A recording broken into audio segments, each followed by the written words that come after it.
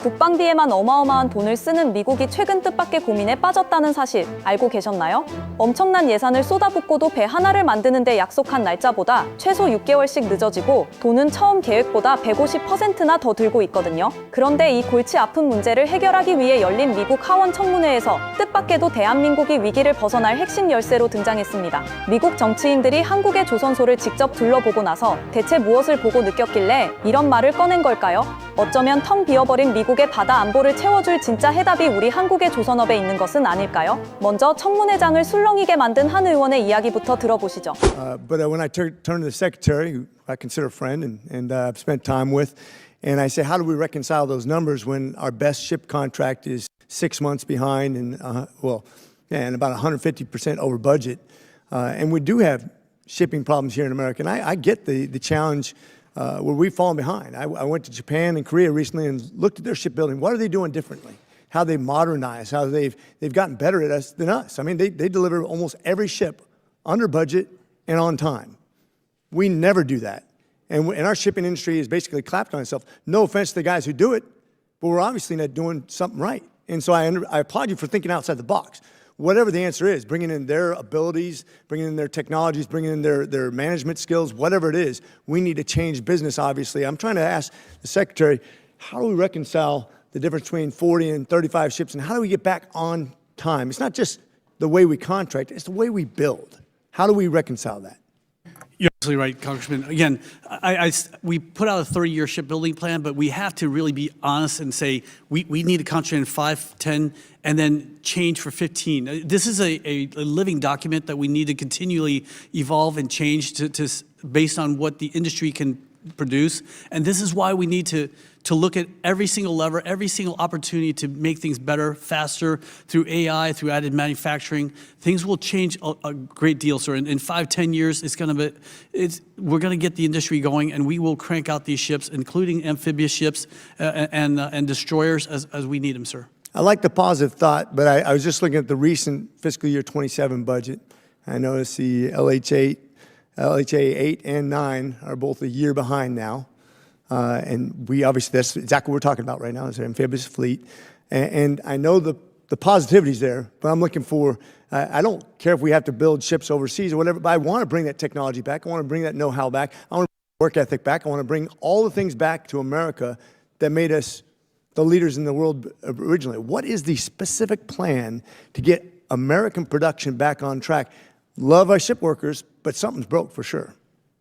That would be more shipyards, Congressman, and more getting the youth to come in. We're looking at 540,000 jobs in order to build all these ships, not just our warships, but also commercial ships. And that's what we need to invigorate, and that's what we need to get in there. That's why I'm so excited. And again, in a few weeks, I will be able to come into your office and tell you, hey, in 24 hours, we're gonna announce this. I look forward to that. Right now, China's outproducing us about 200 to 1 and has about 50 times more ports. That's a problem. Thank you. And with that, 한국 조선소는 예산보다 싸게 날짜에 딱 맞춰서 배를 넘기는데 우리는 사실상 주저앉았다. 자존심 센 미국 의원의 입에서 나온 말이라곤 믿기 어려울 정도입니다. 대체 미국의 배 만드는 능력이 얼마나 엉망이 됐길래 군사 책임자들이 모인 자리에서 시작부터 이런 반성이 나온 걸까요? 청문회를 여는 위원장의 말을 들어보면 그 처참한 현실을 알 수 있습니다.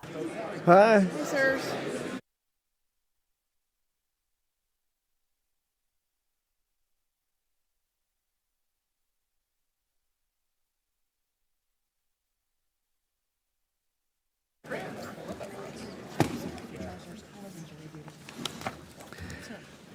All right, the committee will come to order. I want to welcome our witnesses and thank them for their service to our nation. Today, we'll hear from the Department of the Navy regarding FY27 budget request. As a maritime nation, our national security requires strong and ready naval force with sufficient vessels and capabilities to deter our enemies. That's especially true now as the Navy is instrumental to the mission of combating narco-trafficking in the Western Hemisphere, ensuring Iran never obtains a nuclear weapon, and safeguarding freedom of navigation around the globe. And of course, we have to remain vigilant to the threat from China, whose maritime strength continues to grow. So it's critical that America prioritizes growing our fleet. And doing that requires rebuilding our shipbuilding industry. Years of uncertainty and inconsistent demand from the government and the commercial sector have significantly weakened our maritime industrial base. That atrophy is apparent in both military and commercial shipbuilding, and the statistics are grim. China builds 47% of the world's ships. The U.S. builds 0.1%. This decline in our maritime industrial base is not surprising given how long we have been underfunding our national security. Defense spending has shrunk dramatically, both as a percentage of GDP and as a percentage of federal outlays. That's resulted in a reduction in our shipbuilding capacity, our ability to scale our production, and our fleet readiness. To maintain deterrence and ensure maritime dominance, we need a robust constellation of shipyards with modern infrastructure. It also demands a large, skilled workforce capable of meeting the increased demand for shipbuilding and repairing ships. The President's FY27 budget request of $1.5 trillion is crucial in reversing that decline. The Navy's top line of $377.5 billion provides the resources necessary to restore our shipbuilding capacity and reestablish our maritime deterrence. We began the work of revitalizing the shipbuilding last year via reconciliation.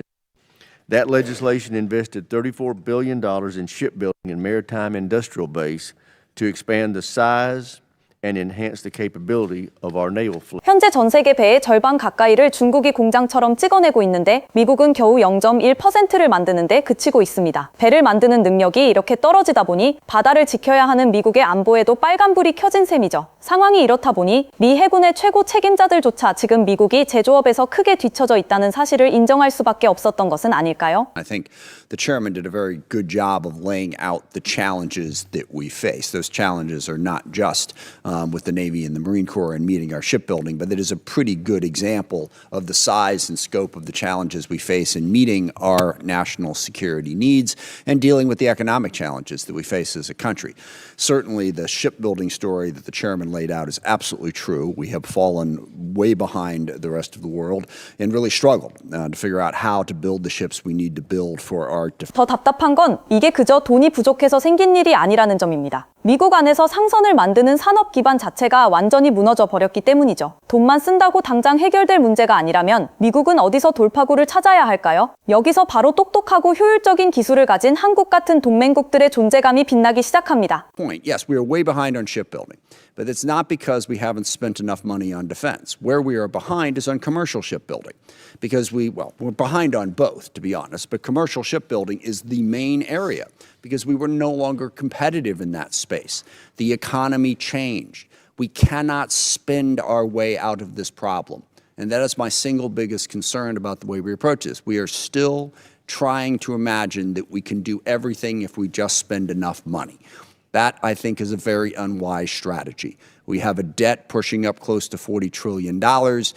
We continue to not be able to support any sort of revenue increases to pay for it. We're going to have to get smarter. And I've used this quote in this room many, many times, so I apologize for repeating myself. But I think we are at that Winston Churchill point. Gentlemen, we're out of money. Now we have to think.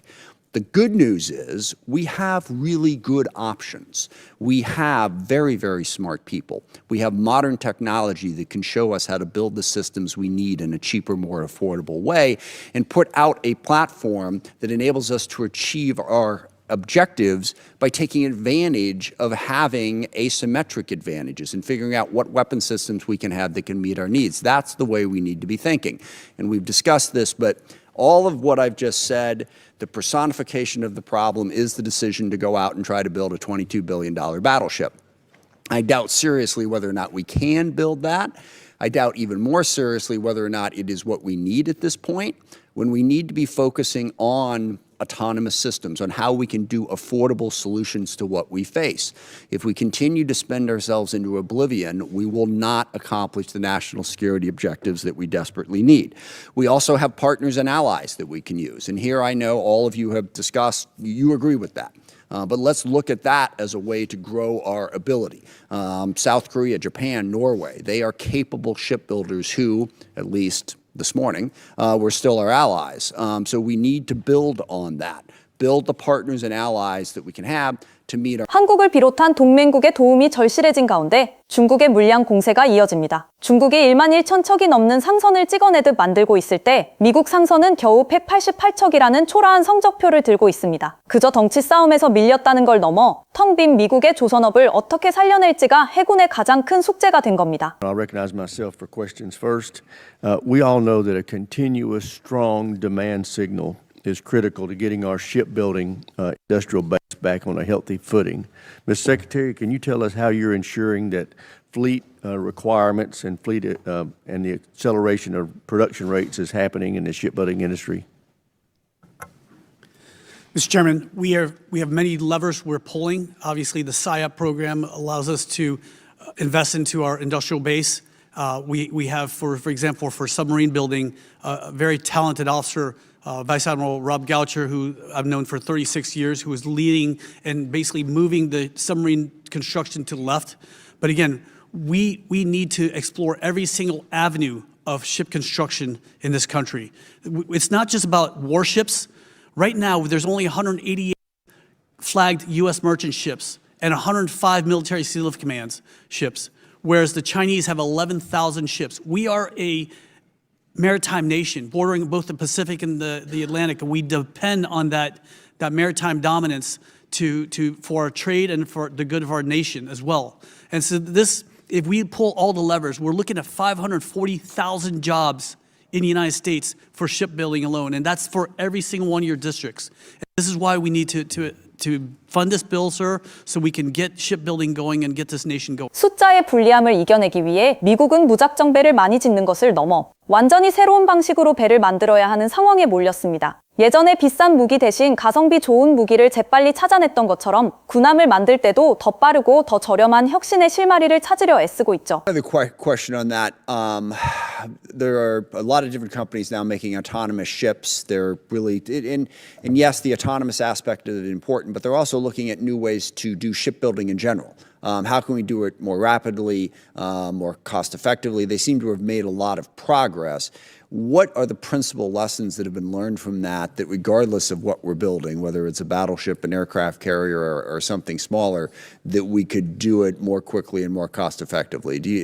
Both Admiral and Mr. Secretary, if you can, either Well, again, one. Yeah. I'll turn to Admiral Cottrell in a second, but it's just about using AI so we can streamline our processes as well as additive manufacturing. But Admiral Cottrell?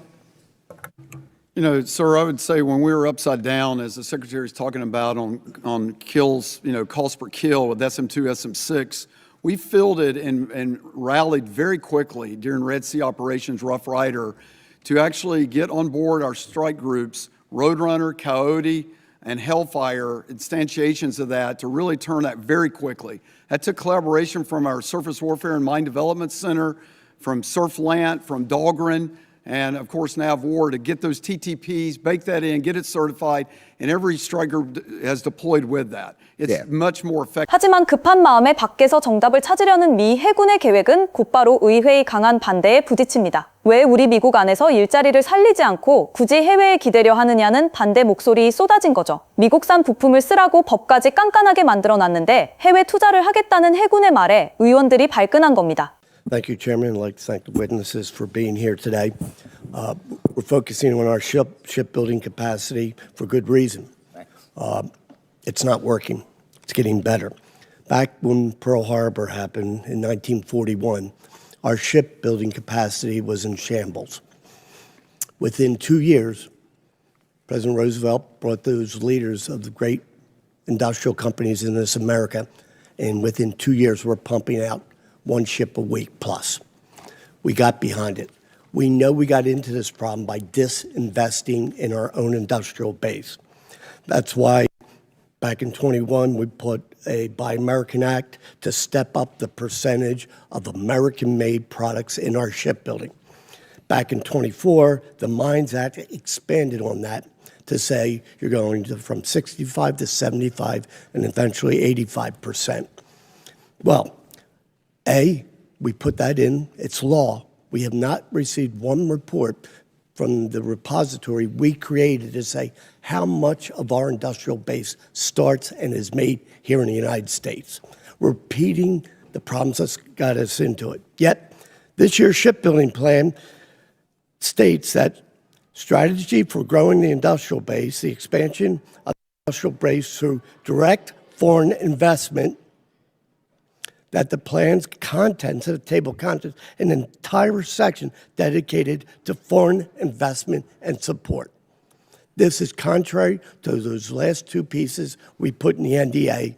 And time after time, people in your position says, we have to build our industrial base, yet we haven't. Goes on, at the same time, the Acting Secretary of the Navy, the entire plan was about restoring maritime industrial strength. Secretary, you stated it 5 minutes ago. So here we are. We know the plan that we need to do is to invest in ourselves like we've done once before. Yet the shipbuilding plan goes the exact opposite direction and says, how do we get foreign investment? This is what got us here. Do you need a little boost in the beginning? Potentially. We're not saying that's not the way to do it. But the idea of foreign investment got us into this problem, the offshoring of our industrial base. So, Mr. Secretary, how do you square this? 쏟아지는 반대 목소리 속에서 해군 장관 대행이 내놓은 대답은 꽤 현실적이었습니다. 그저 해외의 일감을 주려는 게 아니라 오히려 미국 노동자들을 한국 등 해외로 보내 그들의 앞선 시스템을 배워오게 하겠다는 거였죠. 엑셀 같은 단순 서류 작업에 시간의 40%를 버리며 배 한 척에 6년에서 8년씩 걸리는 미국과 달리 단 2년 만에 끝내버리는 해외 조선소의 속도. 그 똑똑한 방식을 흡수하지 않고서는 미래가 없다는 절박한 외침은 아니었을까요? In foreign shipbuilding, what we're doing is seeing what these models work, whether they will work in our fleet, and then they will bring that to the United States. Some of these foreign shipbuilders are cranking out destroyers at a rate of 1 every 2 years, whereas it's taking 6 to 8 years. Please, just give me a moment. Yes, Page 17 of that plan, potentially from overseas shipyards, along with the fuel tankers, and that acknowledgement, this work may be performed from the outside of the United States. So if what you're saying is true, you have to change that, saying we're not going to get these made outside of the United States. Again, we're also bringing our workers over there to learn their techniques, sir, because we're just not doing it fast enough over here.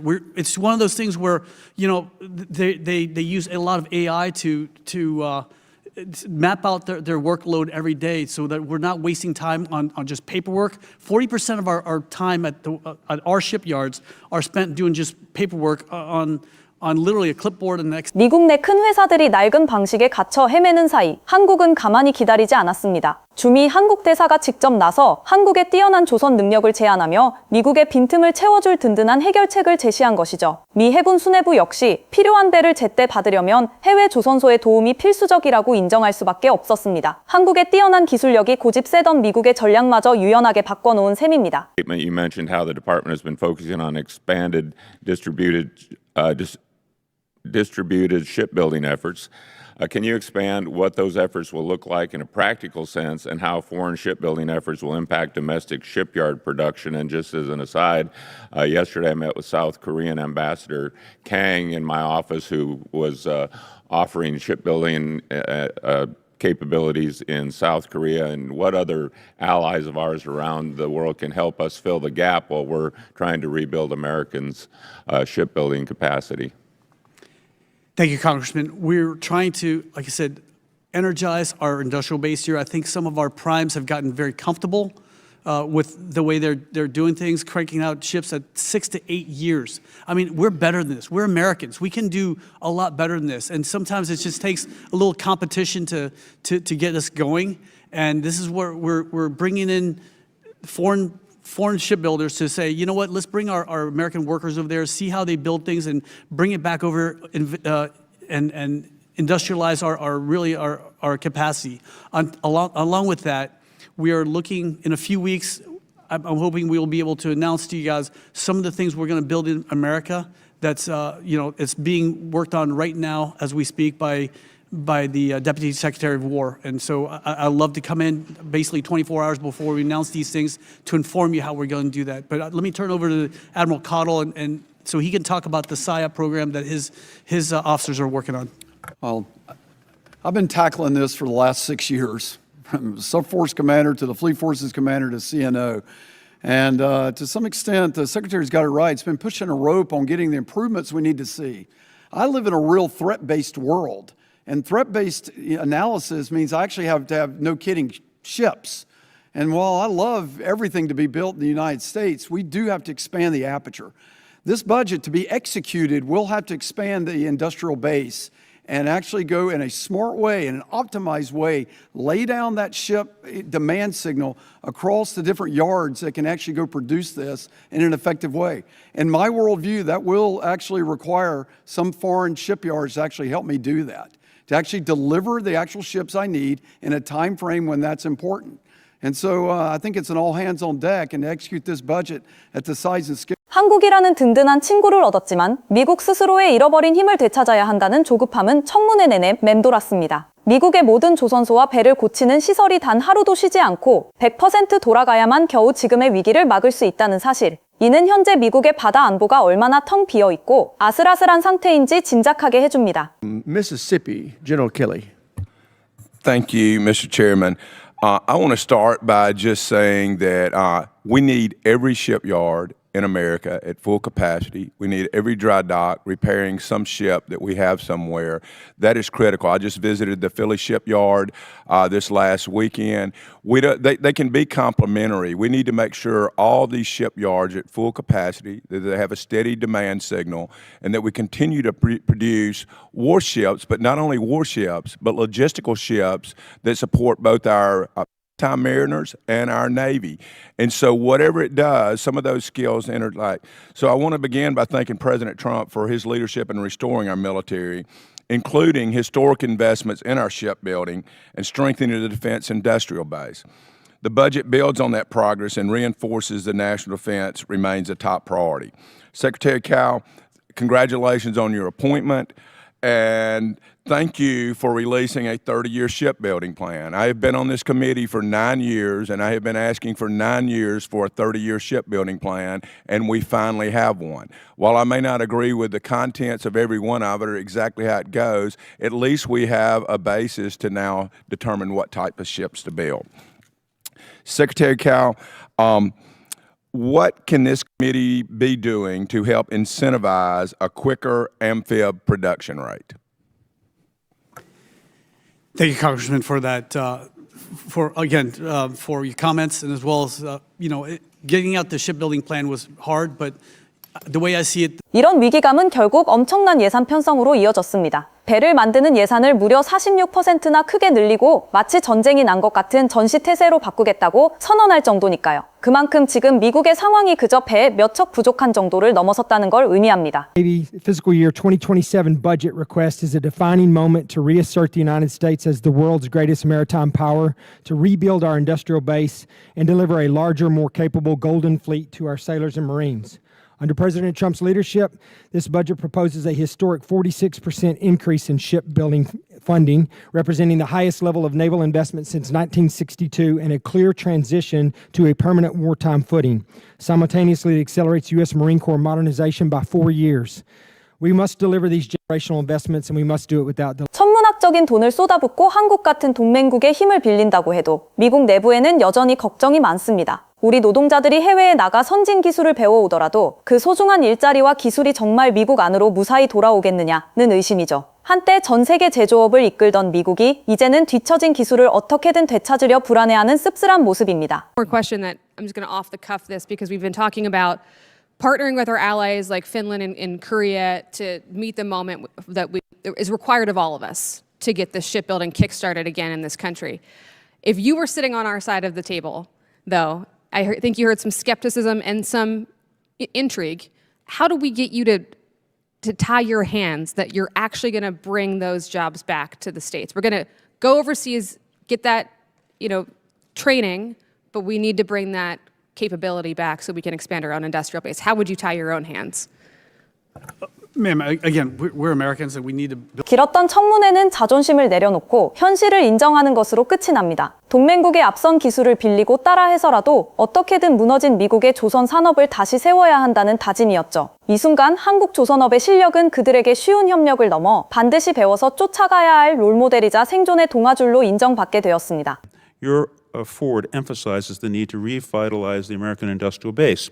What are your priority initiatives to help build the capacity and capability of both the domestic shipbuilding industry and vendors that support them. And I certainly want to echo the comments that my colleagues have made about how important it is that while we might borrow technology, copy it, use it here, that our ships and other warfighting material be made here in the United States. 오늘은 미국의 국방 예산을 결정하는 청문회 영상이었습니다.